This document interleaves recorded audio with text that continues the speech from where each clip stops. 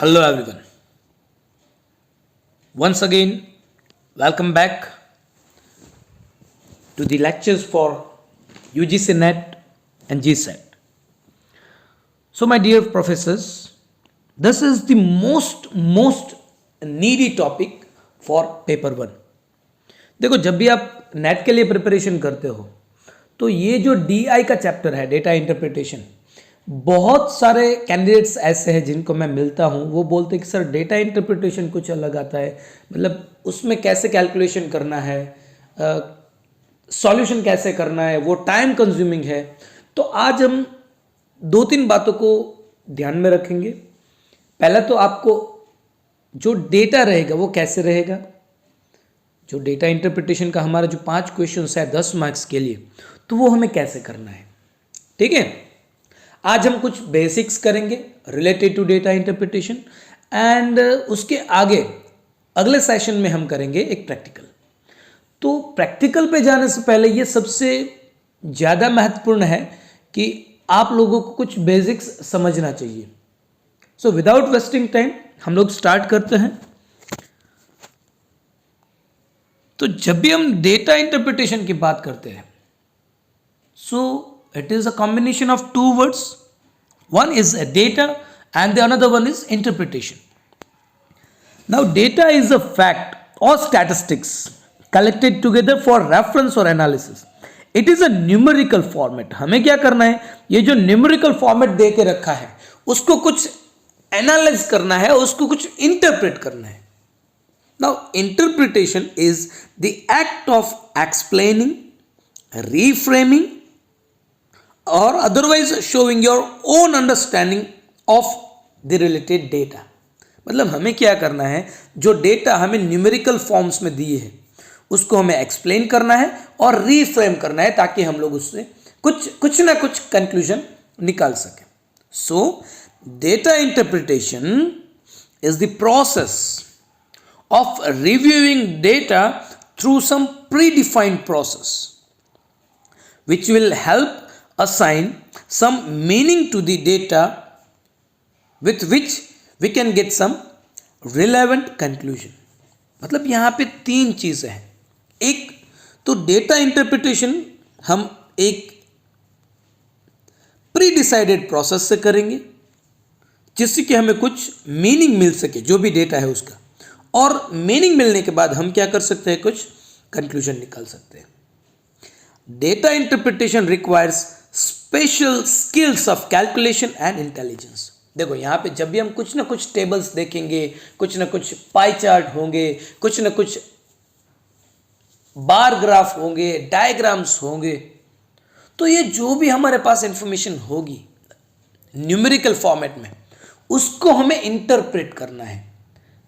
For UGC NET and GSET this is the most important. और ज़्यादातर जो पूछा जाता है वो टेबल्स होते हैं. टेबल्स या तो होते हैं पाई चार्ट. तो टेबल्स जब दिए होंगे तो हमारा बेसिक कैलकुलेशन क्या करना है.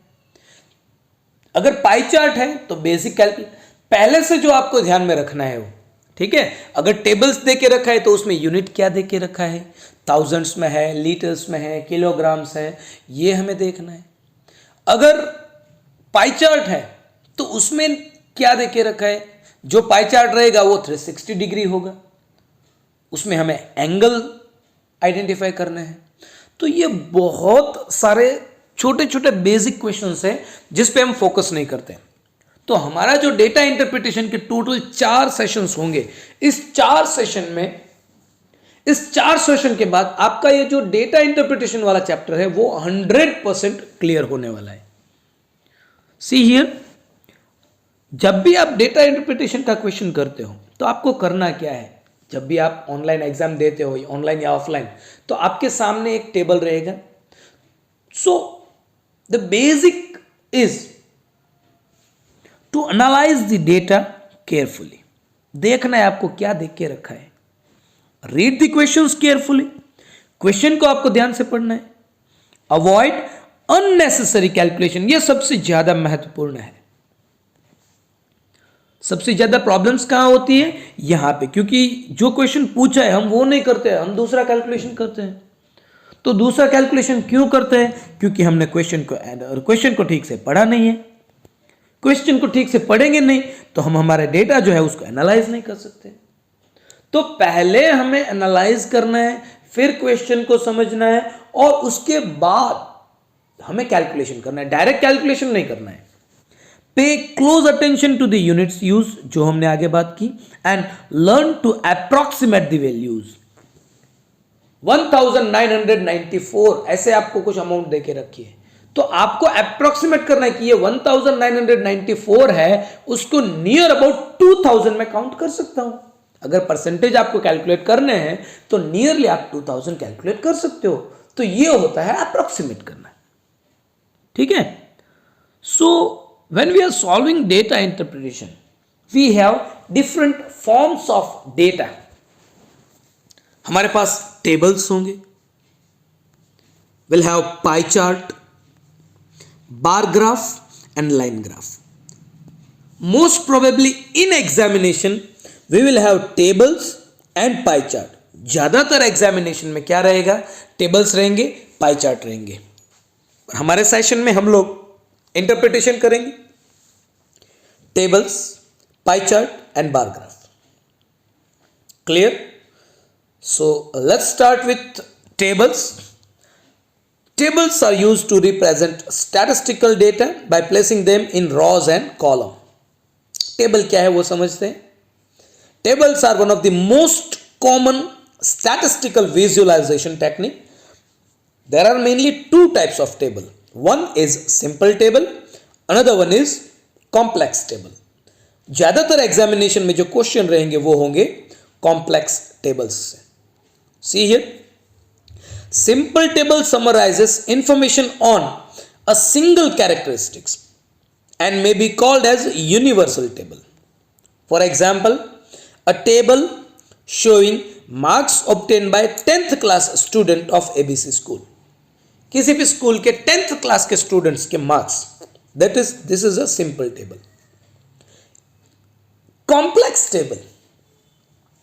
Complex table summarizes complex information and present them in two or more intersecting categories. For example, a table showing marks of boys and girls of 10th, 11th and 12th class. देखो simple table में क्या था? 10th class student के marks. अभी complex table में क्या है? 10th class, 11th class और 12th क्लास के स्टूडेंट के मार्क्स, पर वो भी दो पार्ट में बॉयज और गर्ल्स को डिवाइड किया है। तो ये हो गया हमारा complex table. See here, this is a simple table. English, Hindi, Gujarati, science, computer 5 subject है, उसके मार्क्स देके रखे हैं। Rahul, Mitul, Asha, Disha, Sunil, Hina,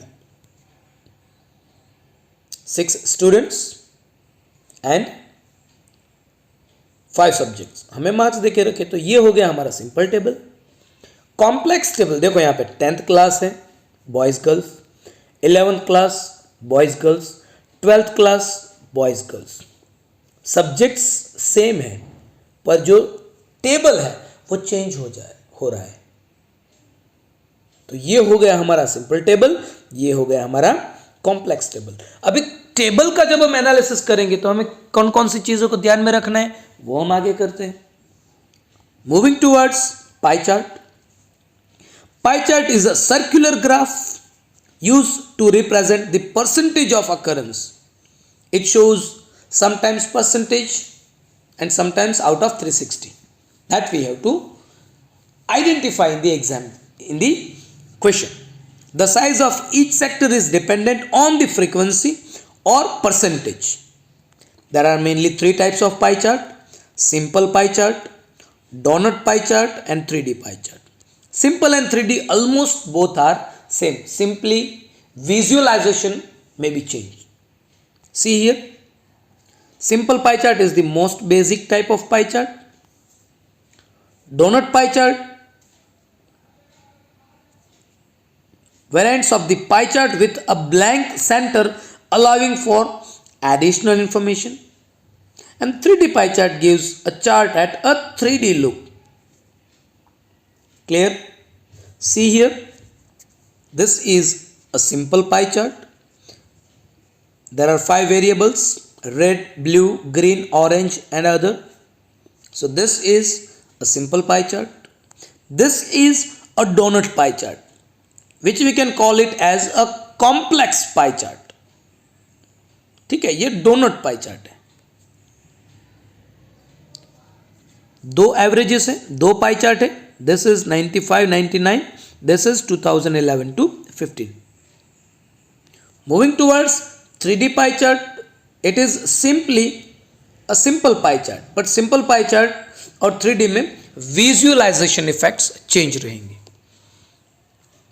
Most probably in examination we will have donut pie chart and simple pie chart. This is about pie chart. Moving towards bar graph. Bar graphs are the graphs that interpret the relationship between 2 or more variables using rectangular bar. जो table रहेगा, table से graphs बना सकते हैं. So on the basis of table, that is why table is the first and foremost and common data. जो common type है data का वो है टेबल्स. उस पे टेबल के बेसिस पे हम पाई चार्ट बना सकते हैं, टेबल्स के बेसिस पे हम बार ग्राफ बना सकते हैं, टेबल्स के बेसिस पे हम लाइन ग्राफ्स बना सकते हैं. ठीक है. The rectangular bars can be drawn vertically or horizontally. The graphs contain horizontal axis, that is x-axis and y-axis. These are some basics of mathematics, with the former representing independent variable while later is dependent. मतलब जो x-axis है वो independent variable, y-axis है वो dependent. आप उसको reverse भी कर सकते हो. Mainly there are 3 types of bar graphs: grouped bar graph, stacked bar graph, segmented bar graph. ये क्या है देखो यहां पे. ये जो है मैन एंड वुमेन का कुछ स्टैटिस्टिक्स दे के रखा है. ये एक ग्रुप है man women, G1, G2, G3, G4 and G5. ठीक है. तो ये हो गया हमारा ग्रुप्ड बार ग्राफ. इसमें 2 कंपैरेटिव बार रहेंगे, rectangular bar. Next is stacked bar graph. See here, same है पर इसको एक ही वर्टिकल रेक्टेंगुलर बार में मैन वुमेन दोनों की इंफॉर्मेशन एक में रहेगी. तो ये हो गया हमारा stacked bar graph. It is a grouped bar graph with its rectangular bars stacked on top of each other rather than placed side by side. जो ग्रुप्ड बार ग्राफ है ये 2 रेक्टेंगुलर बार्स रहेंगे और स्टैक्ड है वो एक के ऊपर दूसरा रहेगा. The third one is segmented bar graph. अभी सेगमेंटेड बार ग्राफ जो है वो मोस्ट प्रोबेबली 100% के तहत दिया होगा. Segmented bar graph or stacked bar graph where each rectangular bar shows 100% of the dependent variable. See here, it is the most used when there are intersection between variable categories. देखो यहाँ पे ये actual sales of 4 quarters. तो यहाँ पे 1, 2, 3, 4 quarters हैं. 1, 2, 3 और 4 quarter में कितना हो रहा है? तो ये 100% है, ये सब 100% है. क्लियर. ये है बेड, चेयर्स, डेस्क, सोफा और टेबल. तो बेड का जो 100% सेल्स है उसमें क्वार्टर 1 में कितना सेल्स है, क्वार्टर 2 में कितना सेल्स है, क्वार्टर 3 में कितना सेल्स है और क्वार्टर 4 में कितना सेल्स है. ये जो है ये है segmented bar graph. Clear. So we have done tables, pie chart and bar graphs. Moving towards line graphs. Line graphs or charts are a type of graph that displays information as a series of points usually connected by straight line. मतलब जो ऐसे ऐसे होता है, lines दे के रखी है graph, that is a line graph. समझ में आ रहा है? There are three types of line graph. Simple line graphs, line graphs with markers, and stacked line graph. Stacked line graph simply as same as line graphs, but it is intersecting each other. See here, this is a simple line graph with markers, and stacked line graph. Clear? So these are the four major forms of data: tables, pie chart, bar graph, line graph. Most probably in examination you have tables and pie chart. ठीक है, ये हो गया कैसे data रहेगा. The important is how to solve the data interpretation. तो इसकी techniques है, कुछ बेसिक मैथमेटिक्स आपको याद करना है. तो वो बेसिक मैथमेटिक्स क्या है?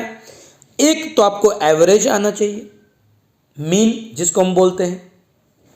दूसरा रेशियो, और तीसरा परसेंटेज. यहां पे जो कैंडिडेट्स है जो मिस्टेक्स करते हैं वो परसेंटेज वाला जो पोर्शन है उसमें मिस्टेक करते हैं. So we have to focus on formulas of all this. Average कैसे निकालेंगे? Sum of all values divided by number of values. Sum of all values. किसी बच्चे के मार्क्स दे के रखे हैं, सभी 5 सब्जेक्ट है, और एक बच्चे के मार्क्स दे के रखे. अगर हमें पूछा है एवरेज, सो हम जो 5 सब्जेक्ट के मार्क्स को टोटल करेंगे, डिवाइडेड बाय 5 करेंगे, तो वो हमें मिल जाएगा average.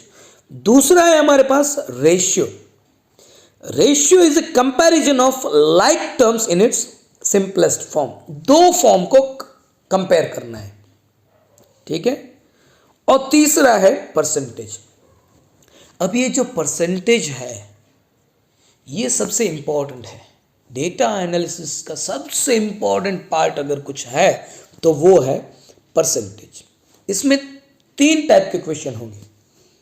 x is what percentage of y. मतलब 2 अलग अलग डेटा है, तो जो x है वो y के कितने परसेंटेज है, या फिर y है वो x के कितने परसेंटेज है. ये एक क्वेश्चन हो सकता है. दूसरा, x is what percentage more और लेस देन y. x जो है वो कितने परसेंटेज ज्यादा या कम है y से. 2 डेटा अलग अलग है. देखो ये बहुत डिटेल्ड क्वेश्चन है, ये थोड़ा कंफ्यूजिंग है. जब आप कैलकुलेट करते हो तो ये बहुत कंफ्यूजन पैदा करता है, क्योंकि जो आपके आंसर्स रहेंगे वो बहुत ही नजदीक रहेंगे. और तीसरा है परसेंटेज चेंज. x का इतना है, y का इतना है, x में इतना चेंज हुआ, y में इतना चेंज हुआ, तो दोनों के परसेंटेज में कितना चेंज हुआ. समझ रहे हो? तो ये जो है x is what percentage of y, x is what percentage more or less than y, and percentage change. So for that we have a specific formula. X is what percentage of y, we have to focus x upon y multiplied with 100. देखो यहां पे आपको ध्यान रखना है, x upon y. अगर ये y is what percentage of x देके रखा है, then y upon x into 100. Most important. अभी जो आप देख रहे हो ये सबसे ज्यादा महत्वपूर्ण है डेटा इंटरप्रिटेशन के लिए. x is what percentage more और less than y. So x minus y upon y multiplied with 100. Easy calculation है, आप ज्यादा कॉम्प्लेक्स नहीं है, आपको समझना है क्वेश्चन को. परसेंटेज चेंज, फाइनल वैल्यू मतलब चेंज के बाद जो मिली है वो value minus initial value divided by initial value multiplied with 100. देखो यहां पे जब परसेंटेज की बात आती है तो ये 100 वाला जो है वो रहेगा. Clear? So x is what percentage of y, x upon y multiplied with 100. x is what percentage more और less, x minus y upon y multiplied with 100. Percentage change, final value minus initial value divided by initial value multiplied with 100. अगर आप ये 3 चीजें याद कर सकते हो, समझ सकते हो, रेशियो, एवरेज एंड परसेंटेज, तो डेटा इंटरप्रिटेशन के मार्क्स कोई भी आपके काट नहीं सकते हैं. You can get a full marks 10 out of 10 from data interpretation. Is that clear? In the next lecture, we will do the practical data analysis example. हम एक सिंपल टेबल के एक टेबल लेंगे, उसके 5 क्वेश्चन और उसको सॉल्व करेंगे. फिर एक कॉम्प्लेक्स टेबल लेंगे, उसके 5 क्वेश्चंस और उसको हम सॉल्व करेंगे. Clear? Till that, stay at home, stay safe. Thank you very much. Have a good day.